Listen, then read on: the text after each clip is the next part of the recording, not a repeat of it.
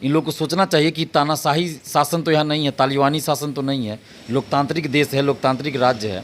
तो कम से कम छात्रों से इन लोग को मिलना चाहिए, बात करना चाहिए। सरकार और बीएसएससी इस बहाली को जल्द पूरा करने के मूड में है ही नहीं कभी। जो 8 साल से इस बहाली में रहे हैं वो अब ज़्यादा इंतजार कीजिएगा ना तो वो लोग अब उग्र हो जाएंगे, और फिर उग्र हो गए, उग्र आंदोलन होगा तो क्या होगा नहीं होगा ये हम भी नहीं जानते। भुगतना पड़ेगा बीएसएससी को, भुगतना पड़ेगा सचिव अध्यक्ष को, भुगतना पड़ेगा सरकार को।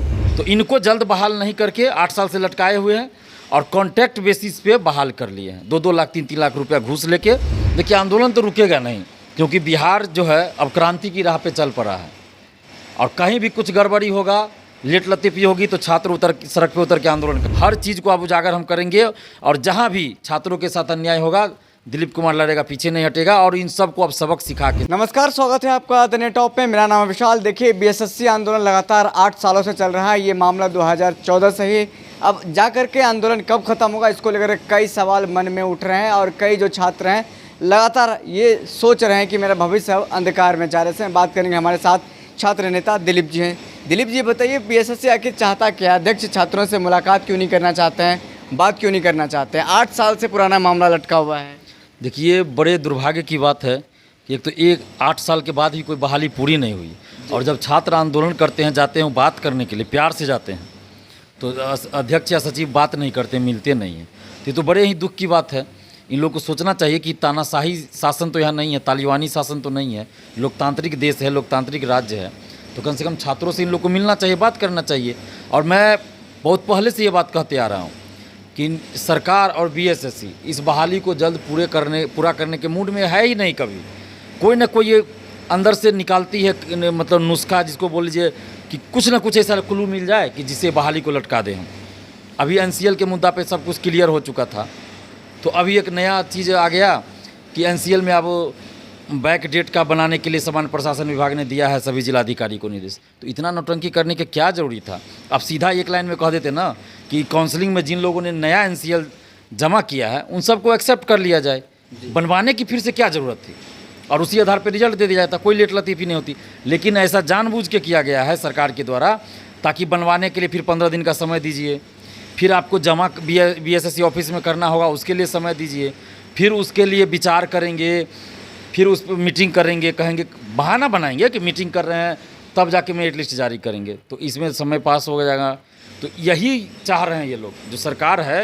ये 13,120 पदों पे जो बहाली 2014 में निकली, जीतन राम मांझी जी मुख्यमंत्री थे उस समय ये वैकेंसी आई, और नीतीश कुमार जी इसको पूरा करना नहीं चाहते हैं। अब पता नहीं क्या इनके मन में है, लगता है कि आधा से ज़्यादा सीट खाली रख दे और किसी तरह इस बहाली को निपटा दे, माने पूरा नहीं करे, निपटा दे, इसी मूड में है। और अभी तक जो इतिहास इसका हम देख रहे हैं वो सिर्फ और सिर्फ यही है कि कोई चीज़ हमको ऐसा मिले जिससे कि बहाली को हम लटका सकें। लेकिन इन लोग को सोचना चाहिए कि जो परीक्षार्थी हैं जो 8 साल से इस बहाली में रहे हैं वो अब ज़्यादा इंतजार कीजिएगा ना तो वो लोग अब उग्र हो जाएंगे, और फिर उग्र हो गए, उग्र आंदोलन होगा तो क्या होगा नहीं होगा ये हम भी नहीं जानते। भुगतना पड़ेगा बीएसएससी को, भुगतना पड़ेगा सचिव अध्यक्ष को, भुगतना पड़ेगा सरकार को। तो ये लोग समझ नहीं रहे, हम बार बार आगाह कर रहे हैं, चेतावनी दे रहे हैं कि कम से कम समझिए बात को कि 8 साल हो चुका है, कितना अब वो लोग धैर्य रखेंगे, बिल्कुल कितना धैर्य रखेंगे। और न्यू एनसीएल का जहाँ तक बात है तो हम पहले से कहते आ रहे हैं कि न्यू एनसीएल का मुद्दा और ओल्ड एनसीएल का मुद्दा ही सरकार ने और बीएसएससी ने खड़ा इसीलिए किया था कि इस बहाली को जितना हम लंबा खींच सके। और अभी जब सारे मामले का निपटारा हो चुका था तो अब न्यू एनसीएल में मैंने हम एक्सेप्ट भी कर रहे हैं और नहीं भी कर रहे हैं, दोनों बातों कर दी। एक्सेप्ट कर रहे हैं लेकिन आपको एक प्रक्रिया में फंसा रहे हैं कि आप ताकि लेट लग जाए, 15 दिन 20 दिन 1 महीना लेट लगे।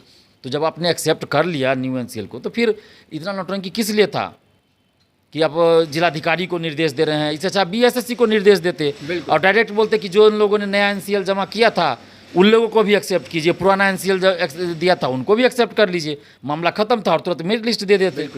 बीएसएससी आयोग के बाहर कल तमाम जो छात्र पहुंचे थे, अभ्यर्थी पहुंचे थे, वो धरना प्रदर्शन कर रहे थे, हंगामा कर रहे थे। उनका कहना था कि आयोग अब पूरी तरीके से निकम्मा हो गया है, 8 साल से हम लगातार परेशान हैं, हमारी गलती क्या है बताई नहीं जा रही है, हमने एग्ज़ाम दिया है, पास किया है, बस मेरिट लिस्ट निकालने में 8 साल लग जा रहा है, अब हम क्या करें समझ नहीं आ रहा है। आप छात्र नेता हैं, लगातार आंदोलन से जुड़े रहे हैं, अब ऐसे में क्या करना चाहिए छात्रों को और सरकार क्यों नहीं सुन रही है, क्या कहेंगे इसके बारे में आप?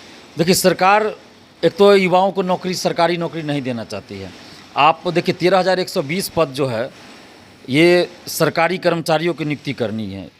लेकिन क्या किया जा रहा है, हर एक ब्लॉक में आप चल जाइए, बिहार के किसी भी ब्लॉक में तो सीट आपको खाली मिलेगा जी। और जो भी सीट भरा हुआ है ना, तो उसमें कॉन्ट्रैक्ट बेसिस पे बहाल किया हुआ है। 2-2 लाख 3-3 लाख रुपया लेके 6,000 7,000 10,000 महीना दे के उन लोग को रखा गया है। जी। और वही उन्हीं को हटा के इनको रखना है। इनको मतलब इन लोगों के जगह पे उनको रखा गया। आप सोचिए कि 13,120 जो कर्मचारी नियुक्त होंगे, वे लोग बिहार के हर जगह जाते, हर जिला में जाते, ब्लॉक में जाते, डिपार्टमेंट में जाते।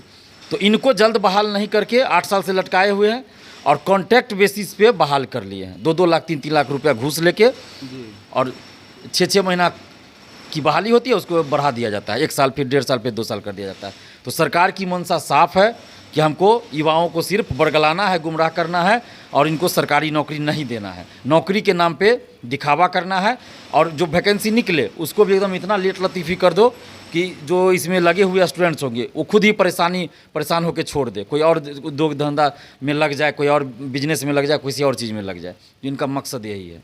छात्र लगातार आंदोलन कर रहे हैं, कई बार पुलिस या लाठी उन पर चलता है। कल भी तमाम जो पुलिस कर्मी थे वहाँ पर मौजूद थे, लाठी चलाने की कोशिश कर रहे थे, लेकिन हालांकि लाठी नहीं चलाया गया, इस बार बच गए। और इस तरह का जो लगातार आंदोलन और उग्र होता जा रहा है, आप लगातार आंदोलन से जुड़े हुए हैं, क्या अब लगता है कि ये जाकर के थमेगा, फिर और जाकर के आगे बढ़ने वाला है इस तरह का आंदोलन? देखिए, आंदोलन तो रुकेगा नहीं, क्योंकि बिहार जो है अब क्रांति की राह पे चल पड़ा है और कहीं भी कुछ गड़बड़ी होगा, लेट लतीफ़ी होगी तो छात्र सड़क पे उतर के आंदोलन करेंगे। अब जो सरकार सोचेगी या कोई नेता सोचेगा या कोई भर्ती आयोग सोचेगा कि अब हम कुछ भी कर ले या छात्र घर में बैठे रहे, ये अब संभव नहीं है। और दिख रहा होगा सबको। आज देखिए, मगध यूनिवर्सिटी के छात्र के साथ हम आंदोलन में थे, पटना के गांधी मैदान में। शिक्षक बहाली का हो रहा है, कल हम उसमें भी शामिल होंगे। बीएसएससी आंदोलन में हम लगातार शामिल हुए। कल हालांकि कुछ कारणों से हम नहीं थे शामिल, लेकिन बीएसएससी हो चाहे बीपीएसएससी हो या बीपीएससी हो, हर चीज़ को अब उजागर हम करेंगे। और जहाँ भी छात्रों के साथ अन्याय होगा, दिलीप कुमार लड़ेगा, पीछे नहीं हटेगा और इन सब को अब सबक सिखा के मगध यूनिवर्सिटी के छात्रों को गिरफ्तार भी किया, हिरासत में भी लिया गया था, छोड़ दिया क्या? हम लोगों ने वो छात्रों को छुड़वा लिया है। प्रशासन से बहुत नोकझोंक हुआ, लेकिन फिर बाद में प्रशासन को छोड़ना पड़ा, क्योंकि अगर नहीं छोड़ा जाता तो फिर हम लोग आंदोलन करते। जिस थाना में ले जाया जाता, हम उस थाना में जाके बैठ जाते, धरना पे बैठ जाते। प्रशासन ने बात को समझ लिया कि अगर अरेस्ट करके जेल भेजेंगे तो बहुत गंभीर परिस्थिति हो जाएगी, तो छोड़ना पड़ा प्रशासन को। ये बताइए कि आखिरी सवाल आपसे है, लगातार आंदोलन से जुड़े रहे हैं, बीएसएससी के तमाम छात्रों के लिए क्या कहना चाहेंगे? आंदोलन को आप अगुवाई करेंगे क्योंकि देखिए, अगर लीडरशिप नहीं मिलेगा तो आप बीएसएससी आंदोलन से जुड़े भी रहे हैं। कल जो हमने देखा, कल बहुत कम छात्र थे, वो आए थे अपनी मांग को रखने के लिए। एक उनको लीडर की ज़रूरत है, आप आगे आइएगा तमाम छात्रों से बात करने के लिए और उनकी अगुवाई करने के लिए। निश्चित रूप से हम आगे आएंगे, रहे भी हैं। और कल का जो आंदोलन था, तो हमें मतलब ये जो आंदोलन की तिथि जो तय हुई जी, तो कुछ लोगों ने मिलकर तय कर लिया, हमें बताया भी नहीं गया, न पूछा गया, न कोई सलाह लिया गया था। और उसी में से कुछ लोगों ने कहा कि आप नहीं आइएगा आंदोलन में, हम लोग खुद आंदोलन करेंगे जी, ये बात कहा गया था। तो अब जब कुछ लोग बोल रहे हैं नहीं आइएगा, तो फिर हम सोचे भाई कि कैसे जाए। फिर भी हम आंदोलन से एक दिन रात पहले हम लाइव आके यूट्यूब पे बोले थे कि हम आंदोलन में शामिल होंगे, क्योंकि बहुत सारे लोग चाह रहे थे कि हम आए भी आंदोलन। लेकिन हमारी मजबूरी ये थी कि बीपीएससी पेपर लीक को आप लोग भी जानते हैं कि हमने उजागर किया, बिल्कुल। तो अभी जांच चल रही है। तो इससे संबंधित जो भी मटेरियल हमको इकट्ठा करना है, जो भी सबूत इकट्ठा करना है, जो भी जानकारी इकट्ठा करना है, तो जो लोग भी हमें चाहे, जैसे वरिष्ठ अधिकारी हो, सरकार के ही अधिकारी, रिटायर्ड अधिकारी या कोई भी बुद्धिजीवी या जो भी छात्र हो, हमें कोई सूचना देना चाहते हैं, कुछ सबूत, हम उनके पास जाते हैं। तो दिन भर हम इसी में लगे रहते हैं अभी कि सबसे पहले उन शिक्षा माफियाओं को पकड़वाना है जो हर एग्जाम में पेपर लीक करता है, धांधली सेटिंग करता है। तो इसीलिए हम दिन भर कल भी बिजी थे, तो नहीं जा पाए। और हमारे पास आप लोग भी देख ही रहे होइएगा कि अपनी कोई गाड़ी नहीं है, ना कुछ है, संसाधन नहीं है, तो ऑटो से जहाँ तहाँ जाते हैं। और हर जगह तो ऑटो जाती भी नहीं है, तो पैदल जाना पड़ता है बहुत जगह। तो इस वजह से हम नहीं पहुँच पाए। लेकिन निश्चित रूप से आगे अगर ज़रूरत पड़ी आंदोलन का, तो अगर पहले से डिसाइड रहेगा, हमें पता रहेगा, तो हम अपने तरीके से सुनियोजित ढंग से आंदोलन करते हैं। हम ऐसे नहीं कि हड़बड़ा के गए और डेट घोषित कर दिया, ऐसे हम आंदोलन नहीं करते। हम पूरा सुनियोजित तरीके से आंदोलन करते हैं, सभी पक्षों से बात करते हैं। जो भी बीएसएससी अभ्यर्थी है, तो कई गुट में बटे हुए हैं, तो हम सभी गुट से बात करते, सबको मिलाने का प्रयास करते। उसके बाद हम आंदोलन की तिथि सबसे पूछ कर घोषित करते हैं। लेकिन इस बार हुआ कि कुछ लोगों ने घोषित कर दिया अपने से, तो इस वजह से ऐसा हो गया, लेकिन आगे ऐसा नहीं होगा।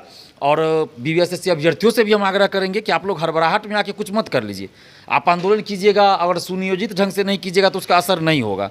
तो इसलिए जब भी आगे कुछ ज़रूरत पड़े आंदोलन का, अगर आप हमें बुलाना चाहते हैं या नहीं बुलाना चाहते तो पहले ये आप आपस में डिसाइड कर लीजिए।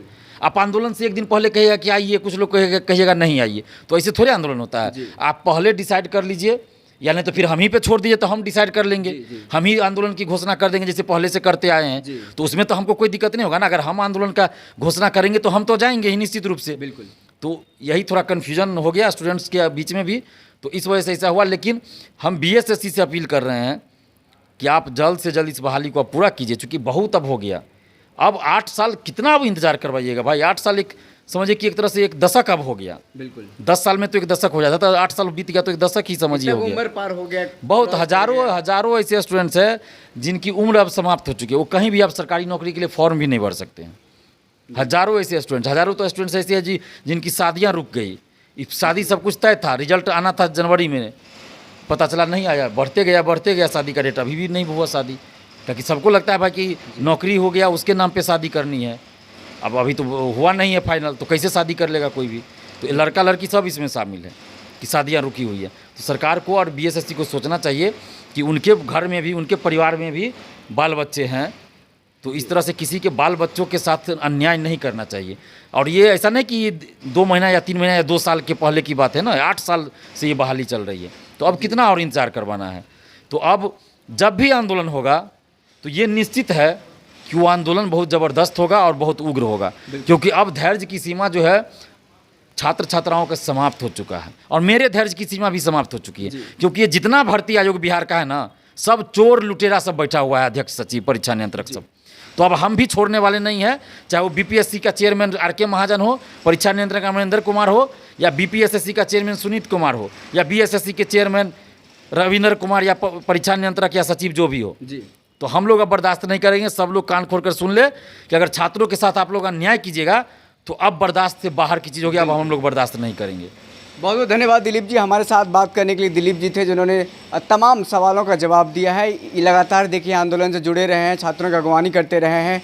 BSSC आंदोलन को लेकर के बहुत सारी तमाम बातें चल रही है। BSSC आंदोलन लगातार चल रहा है, ये 8 साल पुराना मामला है। ऐसे में देखिए अभी तक मेरिट लिस्ट जारी नहीं किया गया है। तमाम जो छात्र हैं उग्र हो रहे हैं। छात्र नेता दिलीप ने कहा है कि जल्दी ही इसको लेकर एक सुनियोजित तरीके से बड़ा आंदोलन होने वाला है। बहरहाल इस खबर में इतना ही, हमें दीजिए इजाज़त, फिर मिलते किसी बड़ी खबर के साथ। तब तक के लिए धन्यवाद।